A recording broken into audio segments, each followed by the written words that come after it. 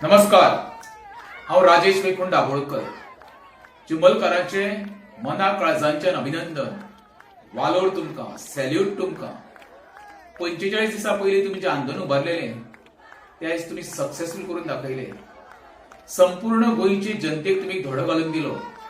जेन्ना जेन्ना गाकवेत उठटा तेन्ना बऱ्या बऱ्यांची फुट्टा हांव सदांच म्हणटालो. गाकवेत म्हणजे कोण? गावडे, कुणबी, धनगर आनी वेळीप हे खरे गोंयकार, आमचे नीज गोंयकार.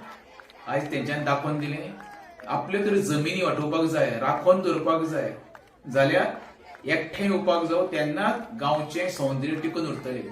नाल्यार हे पळय स्वार्थी राजकारणी आसा जो विनाश करपाक फुडें सरला गोंयकारांचो आनी जमनींचो, तांकां थारो दिवपाक जायना. आयज चिंबलकारांनी जें दाखोवन दिलां तें हांव आमच्या वेरेंच्या लोकांक सांगता, न्हिदल्या पळय ते जागे जाया. आयज वेरेचो गांव हेंच्यांनी काबार केलो.